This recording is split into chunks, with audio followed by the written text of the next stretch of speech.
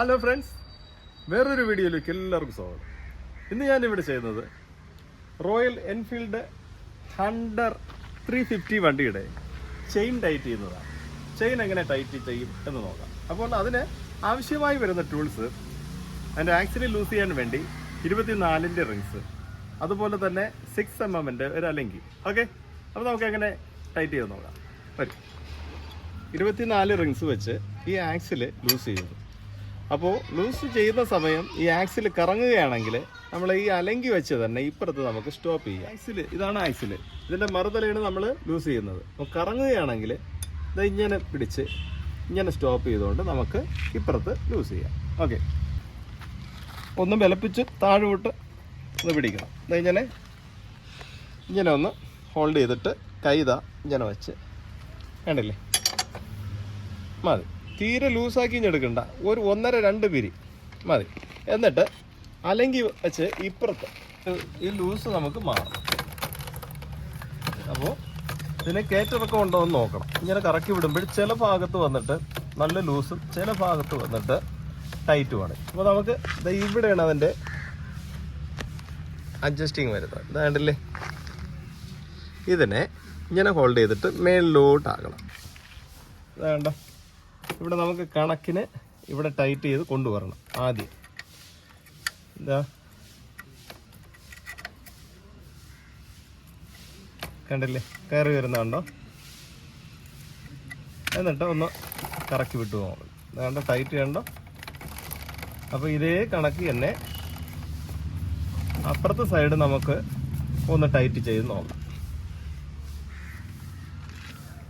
ഇതാ ഇവിടെ ഈ മാർക്കൊന്ന് കൗണ്ട് ചെയ്തിട്ട് എങ്കിൽ കുറച്ചുകൂടെ എളുപ്പം.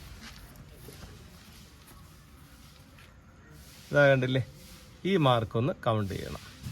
ഇതാ ഇവിടെ കണ്ടില്ലേ, ഈ മാർക്ക് 7 കാണിക്കുന്നുണ്ട്. അതുപോലെ അങ്ങേ തലേ നമുക്ക് നോക്കാം. ഇതാ ഇവിടെ 7 കാണണം. അത് കണക്കാക്കി നമുക്ക് ഇവിടെ ഒന്ന് ടൈറ്റ് താഴോട്ട് പിടിക്കണം. താഴോട്ട് വലത്തോട്ടാണ് തിരിവുക. ഇതാ കണ്ടോ, ഈ മാർക്ക് 7 വന്നു. അപ്പോൾ 2 സൈഡും 2 വശങ്ങളും ഈക്വൽ ആയിട്ടുണ്ട്, ഒരേപോലെ ആയിട്ടുണ്ട് 2 സൈഡും. അപ്പോൾ ഇനി ചെയിനിൻ്റെ കണ്ടീഷൻ നമുക്കൊന്ന് നോക്കാം. അതുകൊണ്ടോ നമുക്ക് ഈ ടൈറ്റ് ഇല്ലാതെ നമുക്ക് സെറ്റ് ചെയ്യണം. ഇത് ഈ പ്ലേ ഇവിടെ വരണം, ഈ ഭാഗത്ത് വരണം. അപ്പോൾ ഇവിടെ പ്ലേ കൂടുമ്പോൾ ഈ ഭാഗം കുറച്ചുകൂടെ കൂടുതലായിരിക്കും. അപ്പോൾ ഇത് ഈ പല്ല് കംപ്ലൈൻറ്റാണ്, ചെയിൻ സ്പ്രോക്കറ്റ് ചെറിയ പ്രശ്നമുണ്ട്. അപ്പോൾ നമുക്കൊരു പൊടിക്ക് ഞാൻ ലൂസ് ചെയ്തു. ഓക്കെ, കണ്ടില്ലേ, ഇത് ഈ ടൈറ്റ് മാറണം. ഇതുപോലെ തന്നെ ആ സൈഡ് ഞാൻ ലൂസ് ചെയ്യാം.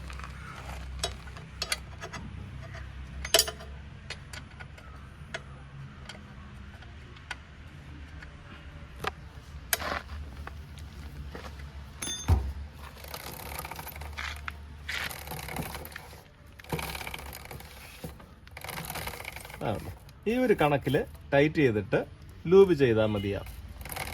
അത്യാവശ്യം നമുക്കൊരു 5000 കിലോമീറ്റർ കൂടെ ഇത് ഓടാം. ഇനി ഇവിടെ നമുക്ക് ലോക്ക് ചെയ്യാം. ഫുൾ ടൈറ്റ് ചെയ്യണം.